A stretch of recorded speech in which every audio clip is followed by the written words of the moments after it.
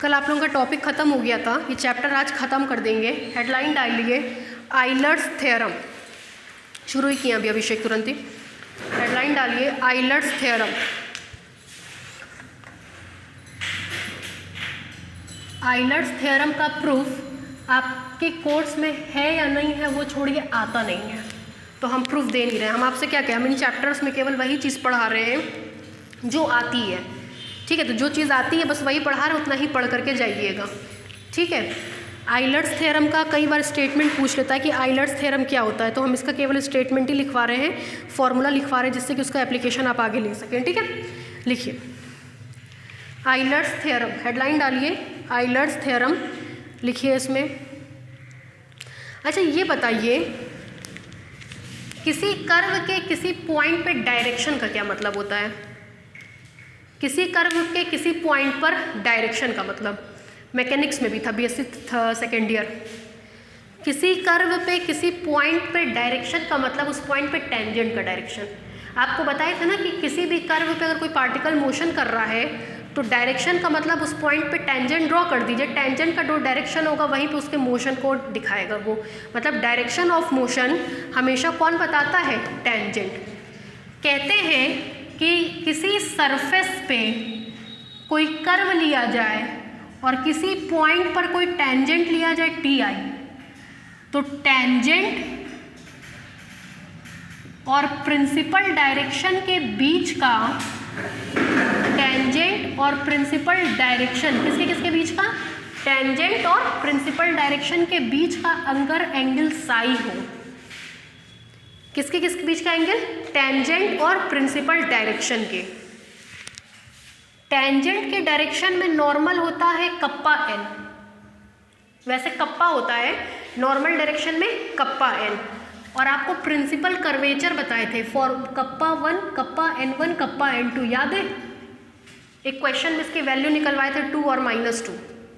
तो कहते हैं कप्पा n का square is equal to kappa n1 का square cos square psi plus kappa n2 का स्क्वायर साइन स्क्वायर साई के बराबर होता है। ठीक है, कप्पा n1 नहीं, वहाँ पे कप्पा 1 लिखवाए थे, कप्पा 1 यहीं पे भी लिख लीजिए, कप्पा 1 और कप्पा 2। यही है आपका आइलर्स का थ्योरम। आइलर ने कहा कि अगर किसी पॉइंट कर्व के किसी पॉइंट पे डायरेक्शन की दिशा मतलब टेंजेंट की दिशा और प्रिंसिपल डायरेक्शन के बीच का एंगल क्या हो? साई हो, तो उस केस में कप्पा n मतलब नॉर्मल कर्वेचर, कप्पा 1 कप्पा 2 मतलब प्रिंसिपल कर्वेचर्स के बीच में ये रिलेशन पाया जाता है जिसको हम लोग आइलर्स थ्योरम कहते हैं। 2 मार्क्स में सब पूछता है या क्वेश्चन के साथ कंबाइंड होकर के आएगा। ठीक है, लिखिए if Sai be the angle between, if Sai be the angle between, if psi be the angle between a direction at P, a direction at P का मतलब P पर डायरेक्शन, P पर डायरेक्शन कौन बताएगा? टेंजेंट। ठीक है, हमेशा याद रखिए किसी भी पॉइंट पे डायरेक्शन का मतलब उसके टेंजेंट का डायरेक्शन, किसी भी पॉइंट पे मोशन का डायरेक्शन मतलब उस पॉइंट पे खींचे गए टेंजेंट का डायरेक्शन, किसी भी पॉइंट पे डायरेक्शन का मतलब उस पॉइंट पे खींचे गए टेंजेंट का डायरेक्शन, हमेशा और हमेशा। ठीक है, ब्रैकेट में लिख लीजिए between a direction at a point P, between a direction at a point P, bracket में लिखिए direction of tangent at P, direction of tangent at P।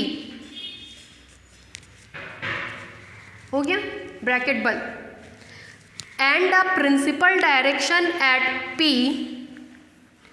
and the principal direction at P, and the principal direction at P, comma corresponding to the principal curvature, corresponding to the principal curvature kappa 1 and kappa 2 corresponding to the principal curvature kappa 1 and kappa 2 corresponding to the principal curvature kappa 1 and kappa 2, then the normal curvature kappa n, then the normal curvature kappa n, then the normal curvature kappa n in the given direction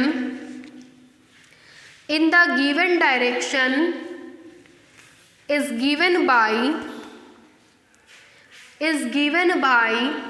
ये रहा kappa n is equal to kappa 1 cos square psi plus kappa 2 sine square Sai.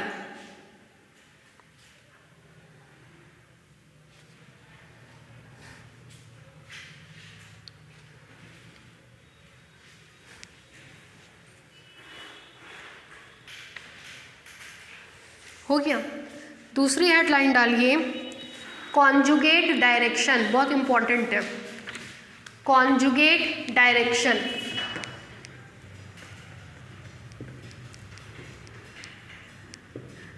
Conjugate direction 20 तारीख को हो सकता है हम सुबह पढ़ाएं, ठीक है? क्या टाइम खाली रहेंगे आप लोग? अच्छा, आप कुछ बता रहे थे ना उनको, कितने बजे से है प्रैक्टिकल? 2:45 से कितने बजे तक? 4:15। और उसके बाद रखें तो क्लास, ठीक है? तो कल 4:15 के बाद क्लास रखें, कोई दिक्कत तो है नहीं। मेनली आप में दिक्कत उसी को होती थी, क्या नाम था उसका, जो भी नाम था, उनको हुआ करती थी टाइम को लेकर के। वो ऑनलाइन ही हो गई हैं इस समय। क्या नाम था उनका, जो अमृता ऑनलाइन पढ़ रही है ना वो।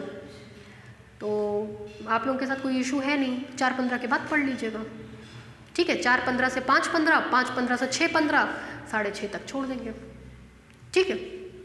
मतलब 4:30 से 5:30, 5:30 से 6:30 कल का टाइम रहेगा, ठीक है? परसों हो सकता है हम सुबह चला दें क्लास। सुबह का मतलब कॉलेज वॉलेज जाते हैं कितने बजे से? सैटरडे रहेगा परसों।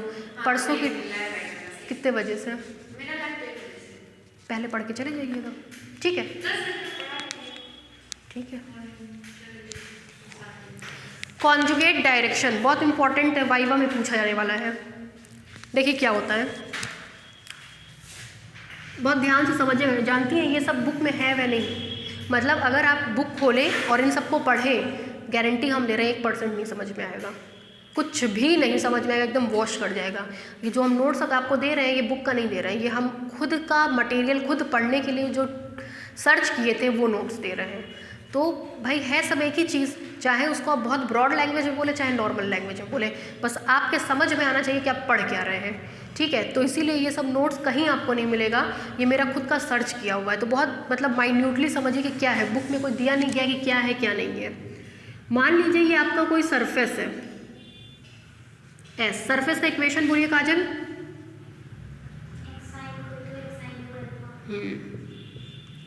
इस पे ये कोई कर्व है, कर्व का इक्वेशन बोलिए, या xi is equal to xis, है ना? इस पे दो नेबरिंग पॉइंट लेंगे। कैसे पॉइंट लेंगे? नेबरिंग। अगर इसका कोऑर्डिनेट xi होगा, नेबरिंग पॉइंट के कारण इसका कोऑर्डिनेट xi प्लस dxi होगा, ठीक है? इतने में कोई दिक्कत? इस पे टेंजेंट प्लेन बनाइए, ठीक? और इस पर टेंजेंट प्लेन बनाइए, ठीक? दोनों टेंजेंट प्लेन की एक इंटरसेक्शन लाइन दिख रही होगी, ये दिख रही है। इसके पैरेलल एक लाइन यहाँ खींच दीजिए, ठीक? इसको नाम दीजिए Pn का। क्या किए? दो नेबरिंग पॉइंट्स लिए P और Q, P और Q पर टेंजेंट प्लेन बनाए, जिसके अलोंग इंटरसेक्ट करते उस लाइन को हमने L मान लिया। इस लाइन के पैरेलल एक लाइन बनाए है PR, लिख लीजिए PR बना दिया। कहते हैं कि अब हमको दो लाइन दिखेगी, एक हमको PQ दिखेगी और दूसरी हमको PR दिखेगी। नेबरिंग पॉइंट की विशेषता ये होती है कि ज़रूरत पड़ने पर ये इस पर अप्रोच कर सकता है, वही नेबरिंग पॉइंट कहलाता है। कहते हैं वो लिमिटिंग कंडीशन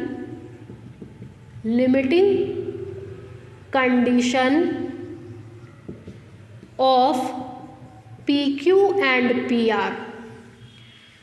PQ और PR की वो लिमिटिंग कंडीशन जब Q टेंड करता हो P पे। क्या मतलब हुआ, जैसे जैसे हम Q को कहाँ टेंड करेंगे, P पे, जो स्थिति PQ और PR की तब मिलेगी उसी कंडीशन को हम लोग कॉन्जुगेट डायरेक्शन कहते हैं। मतलब जैसे जैसे Q P पे टेंड करेगा, PQ और PR के बीच में जो एंगल बनेगा, जो दोनों का डायरेक्शन होगा, वही डायरेक्शन कॉन्जुगेट डायरेक्शन कहलाता है। क्या किए, सरफेस लिए, सरफेस पे एक कर्व बनाए, कर्व पे हमने दो नेबरिंग पॉइंट्स लिया। ये याद रखिएगा, ये दोनों कैसे पॉइंट्स हैं, नेबरिंग पॉइंट्स, ठीक। फिर दोनों पे टेंजेंट प्लेन बनाए, दोनों का टेंजेंट प्लेन L के अलोंग इंटरसेक्ट करता है, L के पैरेलल एक लाइन PR खींचा। जैसे जैसे Q P पे टेंड करेगा, PQ और PR की जो लिमिटिंग पोजीशन होगी या लिमिटिंग डायरेक्शन होगी, मतलब दोनों के बीच में जो एंगल होगा, वही कॉन्जुगेट डायरेक्शन कहलाएगा। वही क्या कहलाएगा, कॉन्जुगेट डायरेक्शन। क्लियर, लिखिए, देखिए, conjugate direction at a point P, conjugate direction at a point capital P, bracket में U अल्फा, ब्रैकेट में U अल्फा, ब्रैकेट बंद, on a curve of a surface, on a curve of a surface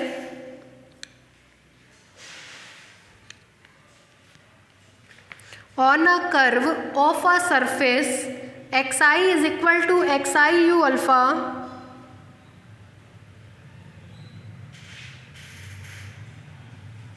xi is equal to xi u alpha may be defined as follows, may be defined as follows, may be defined as follows।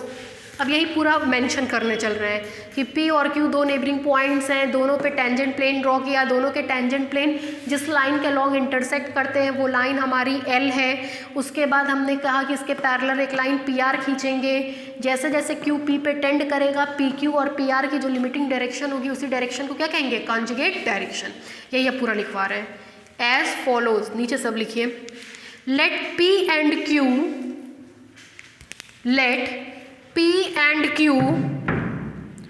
are two neighboring points, are two neighboring points of a curve, of a curve on a given surface, of a curve on a given surface, full stop। Let PR be a line, let PR be a line parallel to the line of intersection L, parallel to the line of intersection L of tangent planes, of tangent planes at P and Q, at P and Q, full stop। The limiting position of the directions, the limiting position of the directions PQ and PR, of the directions PQ and PR as Q tends to P, as Q tends to P are called conjugate direction at P are called conjugate direction at P.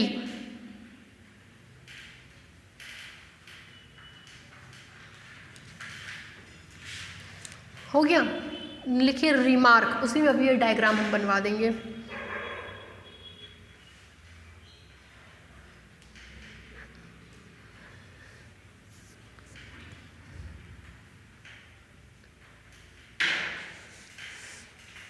Remark bracket में लिखिए, remark के आगे bracket में इसका expression हम बताने चल रहे हैं। एक्चुअली इसका एक्सप्रेशन भी आपके कोर्स में नहीं है, ठीक है, लेकिन जो जो चीज़ उसके लिए रिक्वायर्ड है वो हम लिखवाते चल रहे हैं, ठीक है। रिमार्क ब्रैकेट में लिखिए, expression for the two directions to be conjugate, expression for the two directions to be conjugate,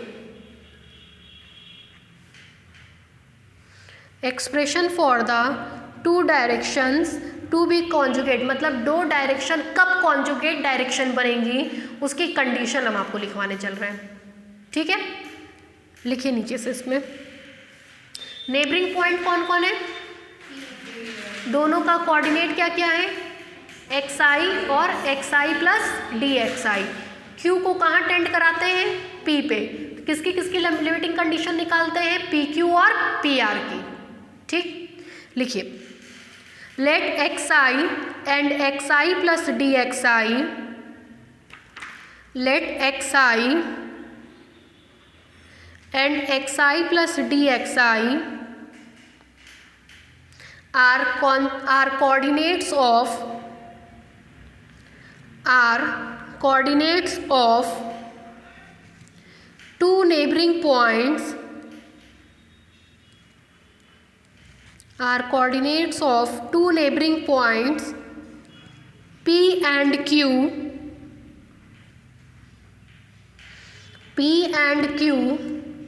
of a curve on a surface, of a curve on a surface। हो गया, full stop. Let del xi, let del xi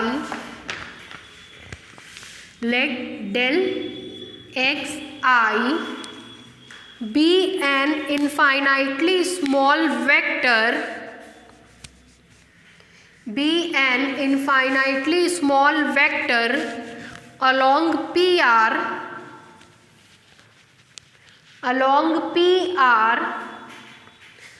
such that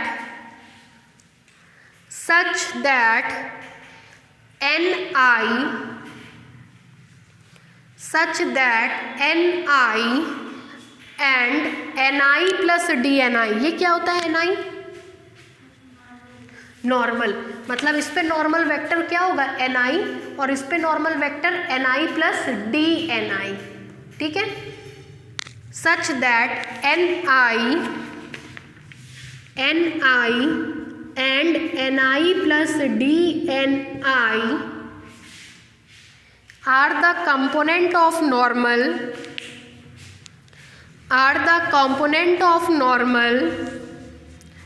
at P and Q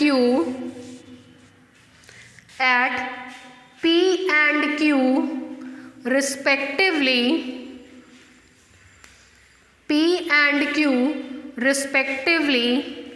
then the relations,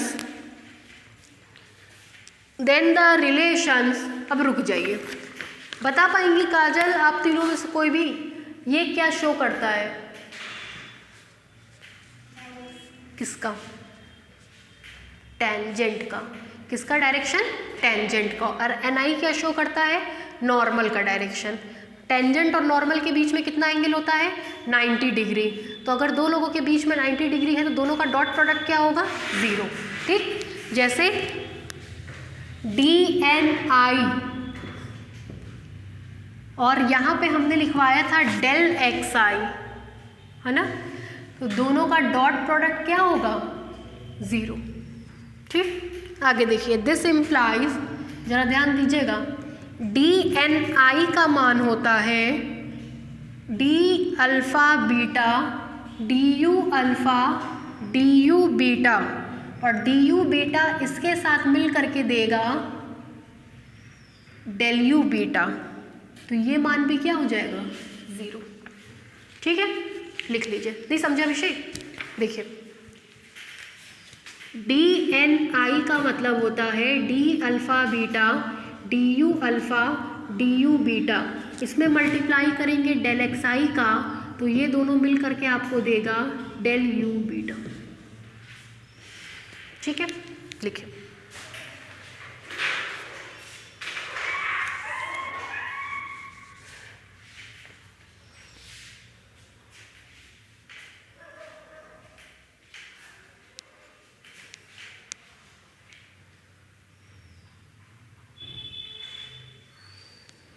यही conjugate direction का relation है। कोई भी direction conjugate direction तब होगा जब वो इस रिलेशन को क्या करेगा, सेटिस्फाई करेगा। हो गया? लिखिए, ऊपर वाले को डालिएगा 1, इसको डालिएगा 2। नीचे से लिखिए are the conjugate directions are the conjugate direction in which from equation 2 कि डॉट प्रोडक्ट है ना, डॉट प्रोडक्ट कम्यूटेटिव लॉ को क्या करता है, satisfy. In which from equation 2 it follows that it follows that, conjugacy of direction is reciprocal. Conjugacy of direction is reciprocal. Conjugacy of direction is reciprocal. जो कि dot product है commutative law को satisfy करेगा। इसका मतलब अगर ये इसके कॉन्जुगेट है तो ये भी इसके क्या होगा, कॉन्जुगेट होगा। रेसिप्रोकल का मतलब अगर if A is conjugate to B then B is also conjugate to A. ठीक है, नेक्स्ट हेडलाइन डालिए एसिम्प्टोड लाइन। हाँ फिगर बनेगा, ये नहीं बनाए तो।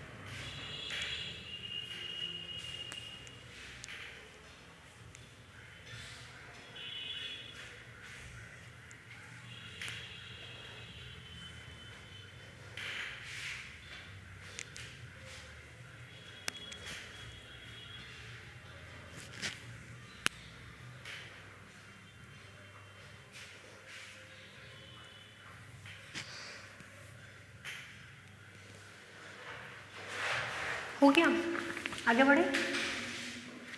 नेक्स्ट हेडलाइन डालिए एसिम्प्टोड लाइन। एसिम्प्टोड लाइन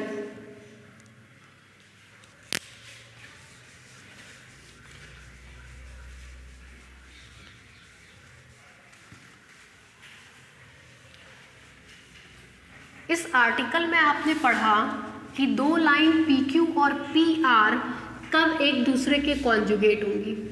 ठीक है, उसका रिलेशन आपने पढ़ा D alpha beta D U alpha del U beta is equal to 0। ये बताता है कि डी यू अल्फ़ा और डी यू बीटा एक दूसरे के कॉन्जुगेट कब होंगी। ठीक है, कोई पूछे कि दो line D U alpha D U beta कब एक दूसरे के कॉन्जुगेट होंगी, तो D alpha beta D U alpha D U beta is equal to 0। ठीक, अगर कोई लाइन खुद के कॉन्जुगेट है, अगर कोई लाइन खुद के कॉन्जुगेट है मतलब सेल्फ कॉन्जुगेट है, ध्यान से समझिएगा, दो लाइन एक दूसरे के कॉन्जुगेट होती हैं मतलब D alpha beta D U alpha del U beta is equal to 0, जिसमें से एक लाइन को डी से दिखा रहे हैं और दूसरी लाइन को डेल से दिखा रहे हैं, तो ये एक दूसरे के कॉन्जुगेट होती हैं। तब ये रिलेशन, जब एक ही लाइन खुद के कॉन्जुगेट होगी तो D alpha beta D U alpha खुद के है तो D U beta is equal to 0, मतलब खुद के कॉन्जुगेट होगी। तो ऐसे को बोलते हैं एसिम्प्टोट डायरेक्शन। तो उस डायरेक्शन को क्या बोलते हैं, एसिम्प्टोट डायरेक्शन, और इसको क्या बोलते थे, एक दूसरे के कॉन्जुगेट डायरेक्शन। जब कोई लाइन खुद के कॉन्जुगेट होगी तो उसको क्या बोलेंगे, एसिम्प्टोट डायरेक्शन। एसिम्प्टोट डायरेक्शन की दिशा में जो टेंजेंट होता है उसको हम लोग एसिम्प्टोट लाइन कहते हैं। एक लाइन दूसरी लाइन के कॉन्जुगेट होगी, एक लाइन को डी से दिखाएं और दूसरी लाइन को डेल से, तो ये रिलेशन। कोई लाइन खुद के कॉन्जुगेट होगी तो ये रिलेशन, खुद के कॉन्जुगेट होती है तो उसको क्या बोलते हैं, सेल्फ कॉन्जुगेट, और उसके डायरेक्शन को क्या बोलते हैं, एसिम्प्टोट डायरेक्शन। एसिम्प्टोट डायरेक्शन में जो टेंजेंट होता है उसको क्या बोलते हैं, एसिम्प्टोट लाइन। ठीक है, लिखिए, the direction which are self conjugate, the direction which are self conjugate, the direction which are self conjugate is called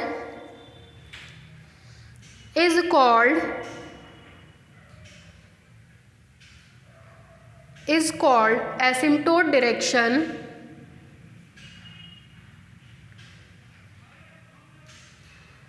is called asymptote direction,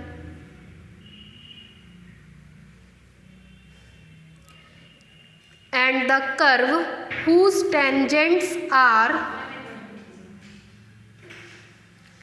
the direction which are self conjugate is called asymptote direction, and the curve whose tangent are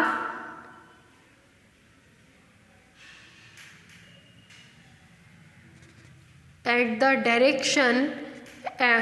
the curve whose tangent are along asymptote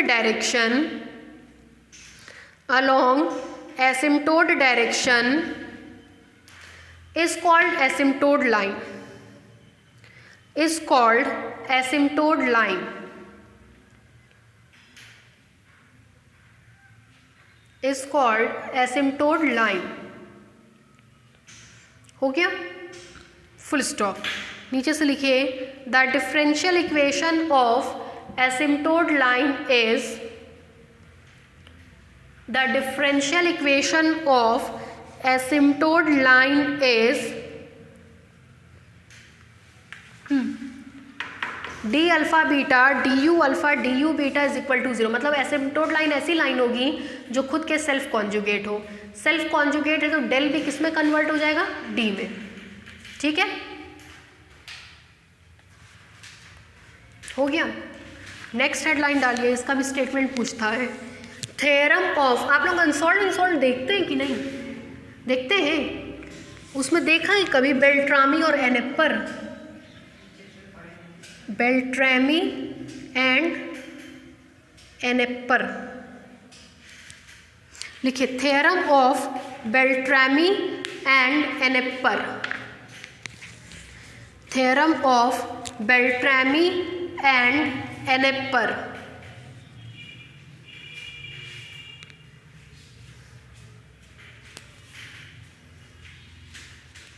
Gaussian curvature पढ़ाए थे, क्या होता है? Copy को धुल करके सुखा दीजिए धूप में, वही वाला हाल आप लोग का है। कितना भी पानी डालो सब सूख के किनारे हो जाता है। नॉर्मल कर्वेचर बताए थे कप्पा 1 और कप्पा 2, और कहे थे दोनों का प्रोडक्ट ले लेंगे, मतलब कप्पा 1 इंटू कप्पा 2, तो उसको हम लोग गॉसियन कर्वेचर कहते हैं। ठीक है, मतलब kappa 1 into kappa 2 is equal to Gaussian curvature. और कप्पा 1 इंटू कप्पा 2 की वैल्यू आती थी D/G, एक क्वाड्रेटिक इक्वेशन मिला था कप्पा n में, तो कप्पा n में अल्फा इंटू बीटा C/A किए थे, तो D/G वैल्यू आती थी इसकी। हमको ज़्यादा याद है आप लोगों से, है ना। चलिए लिखिए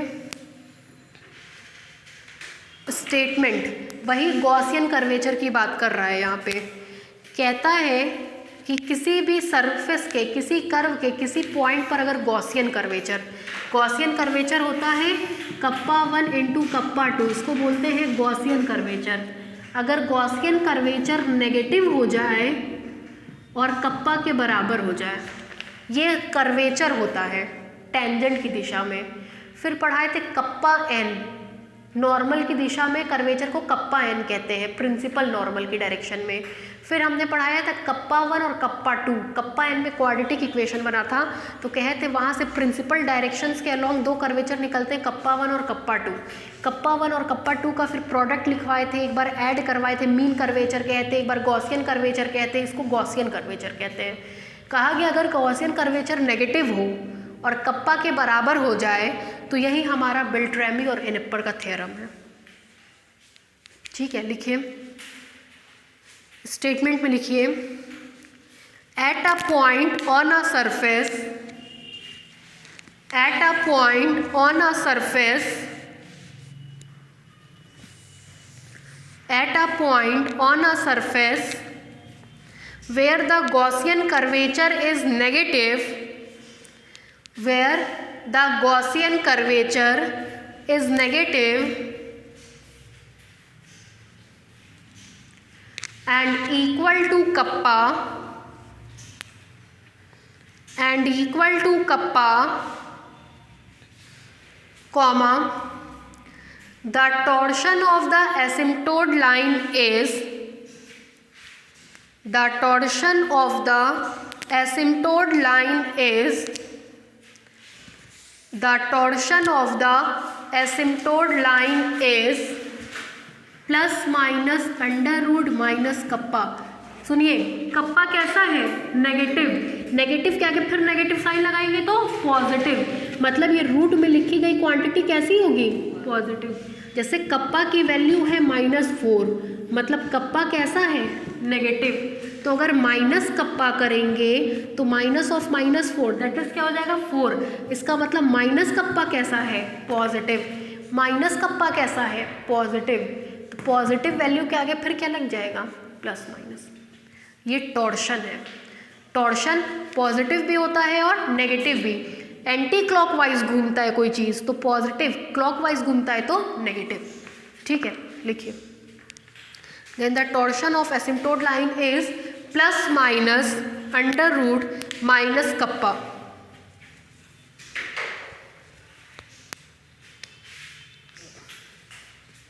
ठीक है, अभी 4-5 दिन पहले हमसे एक लड़की थी, रिसर्च कर रही है, मेरे साथ ही कर रही है, मेरी स्टूडेंट भी रही हुई है और अब रिसर्च कर रही है, मेरे साथ की है।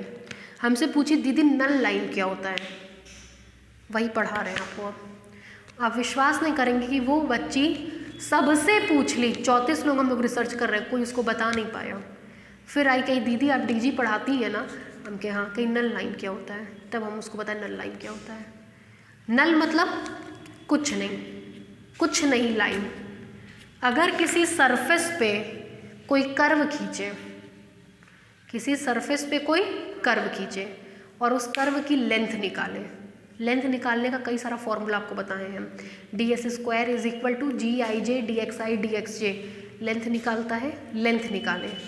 और अगर लेंथ 0 आ जाए तो उस लाइन को हम लोग नल लाइन कहते हैं।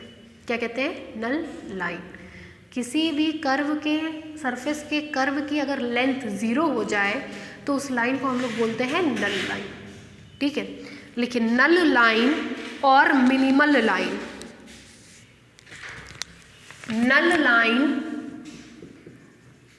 और मिनिमल लाइन,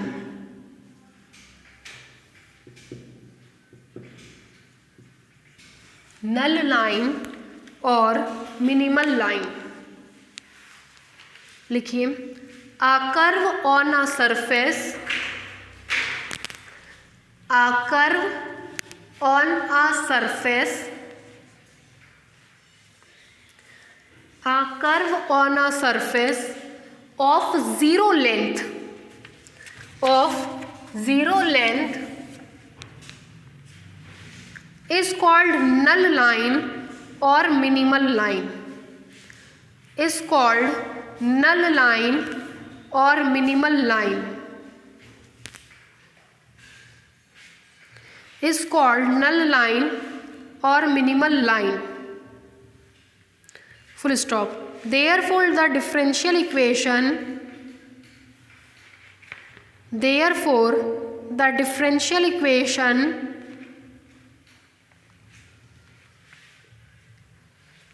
अभी ठंड फिर लौट के आई है। लखनऊ में बारिश हो रही है खूब, मौसम एकदम ठंडा हो गया है। ये मत सोचिएगा कि गर्मी आ गई। अभी बस पढ़ाने जा ही रहे थे सेकेंड ईयर को, तब तक फ़ोन आता है कि खूब बारिश हो रही है लखनऊ में। और लखनऊ के जनरली 24 घंटे बाद यहाँ होती है बारिश, फिक्स है। लिखिए, therefore the differential equation of null line is, therefore the differential equation of null line is, बताइए भाई, D S square is equal to G I J D X I D X J, Riemannian है ना। फिर देखिए, D S square is equal to G alpha beta, फिर D U alpha D U beta first fundamental form, फिर D S square is equal to D alpha beta D U alpha D U beta second fundamental form. Length क्या हो जाए,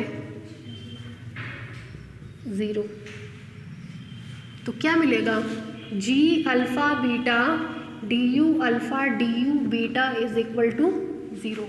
और जिसकी length 0 हो जाती है उसी को क्या बोलते हैं, नल लाइन या मिनिमल लाइन। इसका मतलब नल लाइन और मिनिमम लाइन का इक्वेशन यही होगा। इक्वेशन इज, लिखिए, G alpha beta D U alpha D U beta is equal to 0,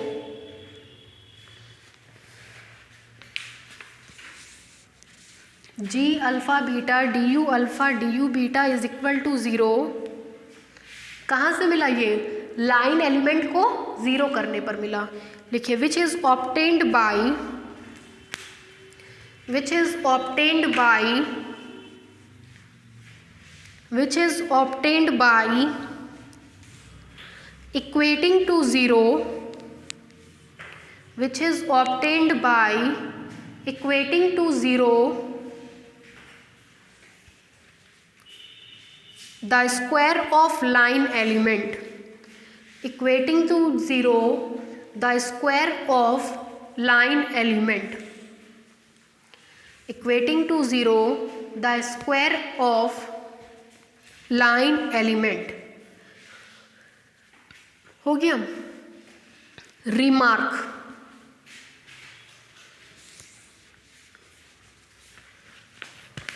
पहला हेडलाइन डालिए रिमार्क में, मेनार्डी पूछा जाता है, कोडेज़ी इक्वेशन,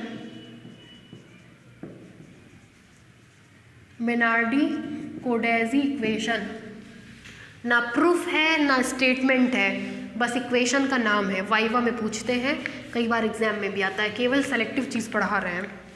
मेनार्डी कोडेज़ी इक्वेशन, देखिए, डी अल्फ़ा बीटा क्या होता है,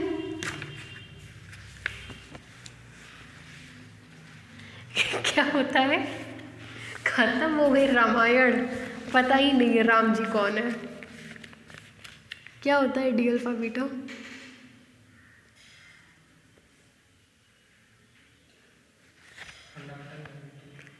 सेकेंड फंडामेंटल फॉर्म की मैट्रिक होती है, जो सिमेट्रिक होती है, कोवेरिएंट ऑफ सेकेंड ऑर्डर की होती है। ठीक है, डी अल्फ़ा बीटा जिसको सेकेंड मैग्नीट्यूड भी कहते हैं या magnitude of second fundamental form कहते हैं। इसको गामा के रिस्पेक्ट में कोवेरिएंटली डिफ्रेंशिएट करिए। ठीक, फिर डी अल्फ़ा गामा को बीटा के रिस्पेक्ट में कोवेरिएंटली डिफ्रेंशिएट करिए, ठीक, और दोनों को घटा दीजिए 0। यही है मेनार्डी-कोडेज़ी इक्वेशन, लिख लीजिए ऐसे ही।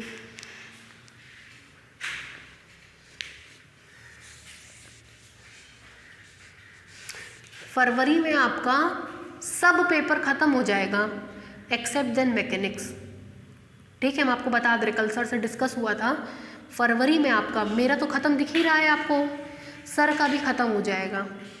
उसके बाद आपका 7 मार्च तक, 7-8 मार्च तक जो भी 2-2 घंटा 3-3 घंटा केवल और केवल मैकेनिक्स चलेगा।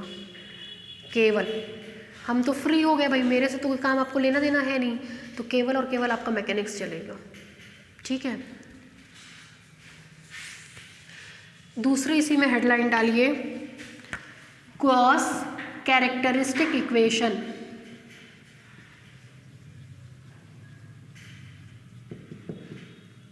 Gauss characteristic equation, Gauss characteristic equation, ये पढ़ा है ना कभी, RIJKH, second type, Riemannian curvature tensor of second kind, देखिए sorry first kind, R sigma alpha beta gamma, वहाँ लिखवा देते हैं RIJKH, Abhishek RIJKH, Riemannian curvature tensor of first kind, है ना। इसकी वैल्यू क्या होती थी,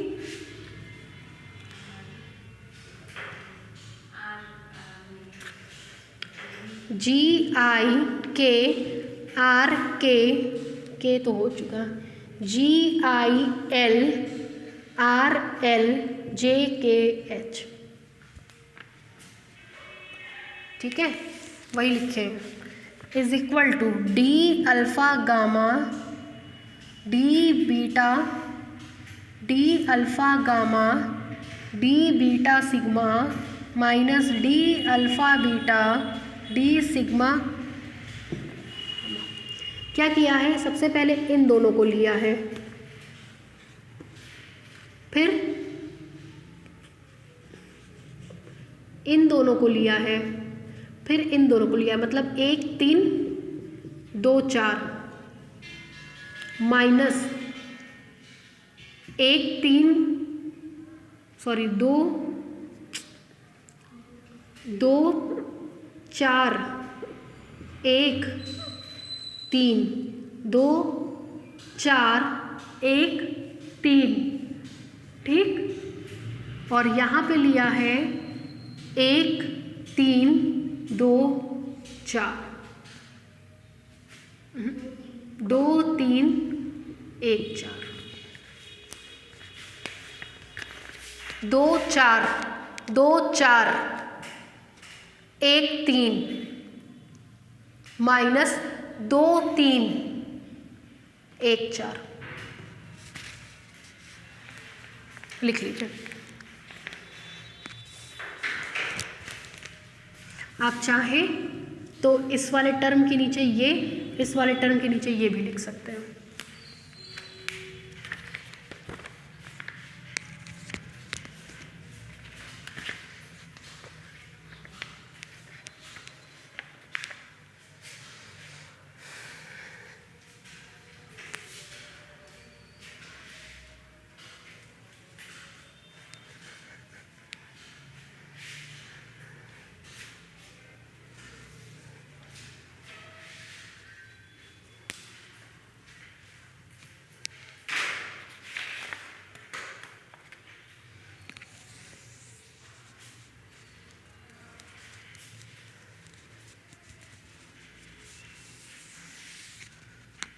हो गया,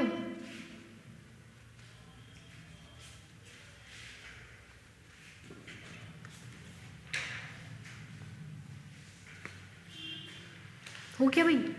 नीचे से लिखे वेयर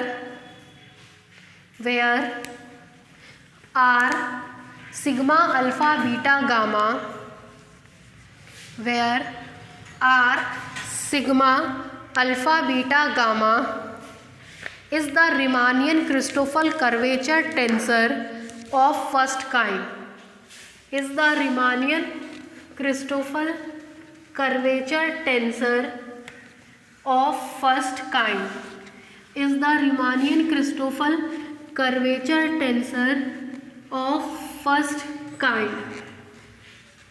ठीक है, चैप्टर खत्म, बस इतना ही पढ़ना है आपको। नेक्स्ट हेडलाइन डालिए जेटसिक, जेटसिक कल ख़त्म भी कर देंगे, है ना, जेटसिक कल ख़त्म कर देंगे और परसों आखिरी चैप्टर ख़त्म कर देंगे, परसों एक ही दिन का है वो। ठीक है, हेडलाइन डालिए नेक्स्ट चैप्टर जेटसिक।